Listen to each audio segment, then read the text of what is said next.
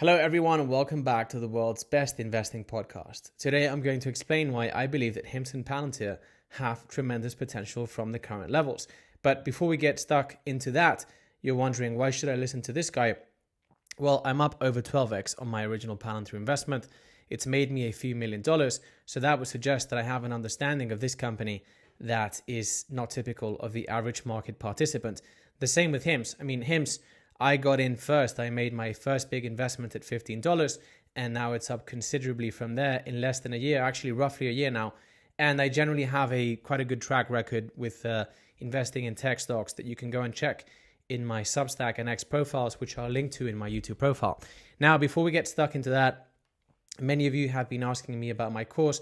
I just made available 15 discount coupons, which enable you to get lifetime access to my course for $299 instead of $350. Every time I make 15 coupons available, they fly. So if you want to get it, you need to do it quick.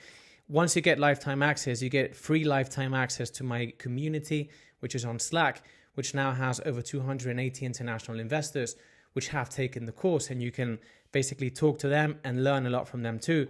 Tremendous value for free. And you can check out the link to the course's website in the show's footnotes. So just here, you're going to find the link down here, and then you type in code PLTR, so Palantir's ticker at checkout, and you get the discount. Only 15 available, they fly, so you got to go get them quickly. Now, specifically, why do I think Palantir and HIMS are going to do so well? Well, today I was reviewing Costco's Q2 fiscal year 2025 earnings report, and you'll be wondering, what does that have to do with Palantir and HIMS? Well, value creation processes are on a first principles basis, the same across industries and across periods of time. Really, for shareholders to make money, the company in question has to solve a growing volume of acute customer pains in a way that's increasingly harder to replicate while producing cash. What does that do? Ultimately, over the very long term, that increases your top line exponentially, ensures you have sufficient margins to basically print a lot more free cash flow per share, which ultimately drives stock prices up big time over the long term. So the way Costco does it is very special. And actually, genetically, many of the successes that we have seen over the past decade or two are very similar to Costco. So Netflix, Spotify, Uber, Amazon, other great successes of the past decade are genetically almost identical to Costco. Costco's corporate culture is essentially laser focused on delivering more value to customers per dollar spent.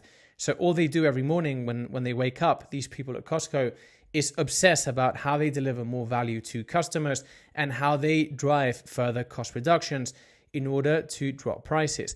Now, what Costco does is whatever capital they get from that algorithm, which is what I call it, Costco's algorithm, whatever money they make, oh, my light is flashing. I'm going to have to, okay, it's back. Whatever money they make, they reinvest into getting more efficient and ultimately driving more value and driving prices down further. So what that does is it increases the top line exponentially over the long term, and it makes the operation harder to replicate. Now, if you look at Costco's financial metrics, the free cash flow per share is up 141-fold since the year 1996 approximately. And obviously the shares have gone up various orders of magnitude. So Costco shareholders have gotten very, very rich. Now, what this teaches us is that when you have an instance of this Costco algorithm, so when you have a company that's truly obsessed with delivering more value per dollar spent to customers, and you let this company focus on that for a long, long time, ultimately what you get in case of success is shareholder returns which are beyond imagination. So, excuse me, as I was saying, I wouldn't be surprised to learn that there's many Costco shareholders that have hundreds of millions of dollars worth of Costco because they've been holding onto this company forever. So really, when the average investor looks at a company like Palantir and HIMS, they're really thinking mostly in terms of quarters. But these companies are running special algorithms which really quarterly enable them to deliver much more value to customers per dollar spent. What happens is that, assuming the assumption that these companies are extraordinary, etc., is correct, if you let them run for longer than the average person can think for, so if instead of thinking quarterly, you are able to think in decades, etc., you are very likely to end up with a 100x kind of return or even more, because, if you look at Netflix, it's up something like 400x since the IPO. So really, these kinds of returns are possible, but only if you truly focus on fundamentals and you think very long term, which most people don't, right? Because if you saw people's reaction over the past few weeks with tariffs, well, it shows you people are really thinking 5 minutes ahead. But if you really focus on value creation processes and understanding them, which by the way is what I teach in my course, and it works super well, you can go and check out the customers' reviews. If you do that and think long term, then tremendous shareholder returns are possible. Now, it so happens that Palantir and HIMS run slightly different operational algorithms, and I'm going to explain now. But essentially, Palantir runs what I coined in my course, the Nvidia algorithm, which I'm going to explain now. And HIMS runs the Costco algorithm, but applied to network effects, such as is the case with Amazon and Spotify, etc.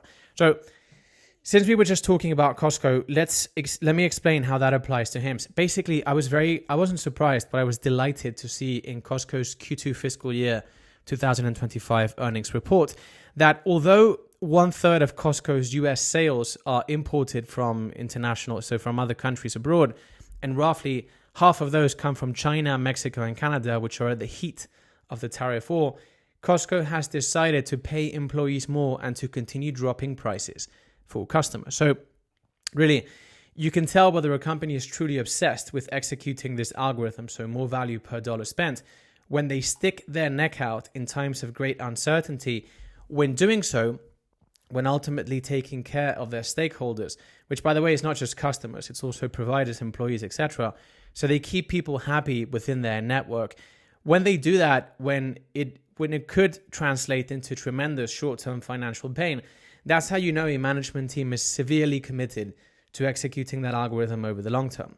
By the way, if you saw my Nike deep dive a month or two ago, you will see that the reason Nike is in trouble now is they chose to do the inverse.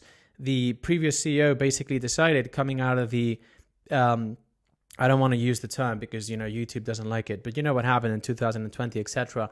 Coming out of that, the Nike CEO decided to focus on short-term financial profits, forgot about long-term value creation, and Nike is where it is today because of that decision, right? So if you study Costco back in time, such as I did in my deep dive, and you can access my deep dive for free on my Substack, which is linked to my YouTube profile, you can see that any time they have to choose between increasing short-term financial performance and decreasing it, so taking on financial pain, in order to buffer customers, employees, providers, and ultimately continue compounding goodwill with them, they choose the latter. And so what that does is, basically, if you look at Costco's capital efficiency over the past 15 years, and you compare it with Walmart's was higher before the Great Financial Depression than Costco's. And then that situation has inverted because Costco's obsession with delivering more value to you as a customer with a limited number of SKUs at a lower real price over time enabled them to jump ahead in terms of popularity, which then enabled them to spin that flywheel that I was talking about faster. So basically, any point in time that you analyze Costco and they are forced with this this option of going one way or the other, they choose compounding goodwill with customers every single time. And it's interesting that if you read through their quarterly conference call transcripts, you will see that this obsession shines through both in management's qualitative remarks and in their track record. So if you do a deep dive on Costco, you will see we have this saying in Spanish which says something like, if something jumps like a frog, sounds like a frog, and looks like a frog, it's probably a frog. So when you look at a company like this, it just shines through to you that culturally they are obsessed with more value per dollar spent for customers. Very simply, that is what has driven the enormous wealth creation for shareholders. So to make matters even more simple for my HIMS thesis, that is exactly what I see in HIMS today, but in much earlier stages. There are questions about the moat, and there are questions about the whole GLP-1 thing. And I've essentially addressed the two concerns. One, I believe the moat HIMS is building is pretty strong because no other large company has managed to do what they have successfully done to date, despite various attempts and much larger resources, namely Amazon and Walmart. And basically, they continue to execute quarterly in a brilliant way. So all the metrics are going up to the extent that ultimately free cash flow per share is rising faster than in Palantir's case. And if you look specifically into the details, you will see that what HIMS is doing is basically dropping prices for customers as much as they can in order to share economies of scale. So you can truly see that HIMS is focused on delivering more value to customers per dollar spent on their behalf in a way that's increasingly harder to replicate. Because the main way they drive additional value to customers, there's three. There's basically more verticals, more healthcare verticals, so you can access more treatments within the platform, and that's convenient. They lower prices, and then they personalize it for you. So the combination of these three things is basically an instance of the Costco algorithm, and they are succeeding in this feat while building the components required of their vertically integrated infrastructure on the go. And as I've said in past videos, people say, well, Amazon is likely going to disrupt this company. Well, they haven't yet, and they've done like 4 or 5 attempts. Walmart failed, Teladoc failed. Many other companies with large resources have tried to make entries into the healthcare market, like Apple, for instance, and haven't had this sort of success. And HIMS's free cash flow continues to grow very rapidly in the face of a $4 trillion industry, which is the healthcare industry in the US. And you would just think that if HIMS is so easy to disrupt, then why is free cash flow per share growing so quickly? Well, one of the two things has to be true. Either it's easy to disrupt or it's not.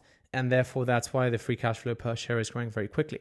So in my view, whichever way you look at HIMS, it's an instance of the Costco algorithm. And although success is not guaranteed, and that's why you have a portfolio, I believe that as a shareholder, if I let HIMS run long enough, it can go on to return the sort of returns that Costco has yielded for investors. So we're talking about not even just the 100x, much more than that over the long term. And I've spoken about the specific drivers, namely the fact that one, HIMS can scale to hundreds and hundreds of millions of subscribers and basically solve a growing volume of acute customer pains in a way that's increasingly harder to replicate. And then the fact that that gives them a data advantage. So they have all this data about what treatment works for what conditions, for what patients, with which attributes. And then that enables them to bootload a healthcare AI, which can then be used to power the healthcare industry in general and basically make physicians more efficient, right? And so those two components of the thesis in the long term, in case of success, I think deliver tremendous shareholder returns. Of course, everyone is thinking about the GLP-1 thing, but it doesn't make sense. And you guys can go and review my past videos. Many of you have watched the last ones, but essentially GLP-1 is not 100% of HIMS's revenue. In fact, the majority of the growth is coming from other verticals. And in turn, GLP-1 is a subset of a much larger opportunity, which is peptides. So the infrastructure they are building to power the GLP-1 business, which is really just a subset of the weight loss business, is actually what's going to enable them to take on $1 trillion peptide opportunity in the US and then internationally. So people are really missing the point. But I just posted this on my Substack, my Costco Q2 fiscal year 2025 earnings report. And if you go and review the details that I outline in this write-up and you sort of contrast it face value with HIMS's past earnings reports, you will see that genetically these two companies are very similar. And of course, HIMS is really the only instance of a company succeeding in executing this roadmap in the healthcare space. So that is why I am tremendously bullish. Now, you could say some of the Costco algorithm applies to Palantir because Palantir basically enables you to make sense of your data and turn it into actionable insights. And they enable you to generate more insights per dollar spent over time as they productize their software. As they productize their software, a number of things are happening. One, they are creating verticalized OSs, which basically reduce the time required to value for customers. And then as they continue to penetrate industries, what's happening is, and not many people are talking about this, once they penetrate an industry sufficiently, they're going to transition from merely providing digital twins to actually connecting them. Because once you have your own Palantir operating system running your whole company or a component of your company, it only makes sense to connect it with your providers and your customers' digital twins if they happen to run on Palantir too. So Palantir is actually evolving into a network of digital twins and not merely a provider. Of course, when I said a few years ago that Palantir was the most important company in the West, many disclaimed that as Many disregarded that as clickbait. And when I talk about Palantir evolving into a network, I think many people disregard it too. But we'll see over the next 5 to 6 years that it's going to evolve in that direction, just because it's a matter of incentives, and it benefits customers and it benefits the company too. But Palantir, more than you could say it's an instance of the Costco algorithm, in the sense that the company is truly obsessed with delivering more value per dollar spent. And so broadly what it is just an excellent organization. And similarly to HIMS and Costco, I believe that just letting this investment run for a decade plus, is going to generate outsized returns. So for now, I'm up over 12x on the investment. I was up 17x at one point in time. But basically, I think it's going to go on to be a 100, 500, 1000x investment as Palantir's digital twins evolve from being these clunky pieces of software which have hefty installation costs to something that people sign up to use, like they sign up today to Gmail. And so in that future, companies are created with a digital twin first. These twins are connected, and basically industry is all about simulation first, and then downloading the simulation that most drives efficiency and instantiating that in the physical world. So I believe that if we let this company run for long enough, it goes on to be something like that, like 500x, whatever. I mean, there's not even any point in quantifying it, because if you think about Costco and any other great success of the past few decades, at any point in time, Costco or any of these companies or their respective shareholders did not actually know what was going to come up in the future. But these companies managed to overcome many unknown and unpredictable obstacles simply by sticking to this equation, which is more value to customers per dollar spent. And so Palantir is doing that evidently. The culture just shines through in the quarterly earnings calls, and more specifically in their achievement. Because if when I review Costco's quarterly conference calls, yes, qualitatively, it feels like the management is very much focused on more value per dollar spent, but it's the combination of the qualitative aspects with the track record that truly solidifies the thesis.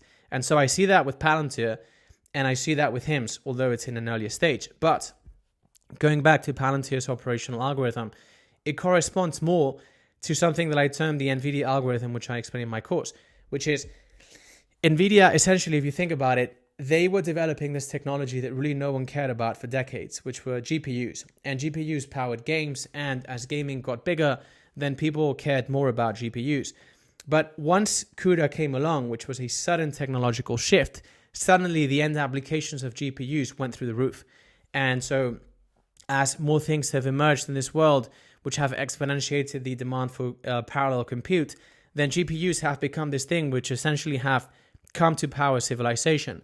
But if you think about it in terms of the components of the value creation process, it was this decade-long process of getting very good at a given technology, which is GPUs, and then this sudden technological shift, which they brought about, which is CUDA, which then exponentiates the end applications and drives the top line exponentially, margins, and then ultimately translates into an exponential rise of free cash flow per share. That's how Nvidia shareholders have had this tremendous performance that they've seen, over the past, since inception. So if you look at Palantir, they spent a few decades building a technology which really no one cared about, which is digital twins. And they were chugging along. And a few years ago, people were saying this is a consulting company.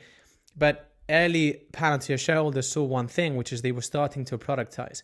And so for me, it wasn't predictable at which rate they were going to productize, but what was predictable is that given their extraordinary culture and their focus on delivering more value to customers per dollar spent, it was more likely than not that they would eventually productize at an exponential speed.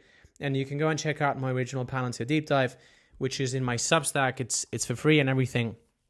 And you can see I reference that in a very specific phrase. I say it's very likely that they eventually find a frictionless method to distribute their products. And once they do, this becomes a cash machine.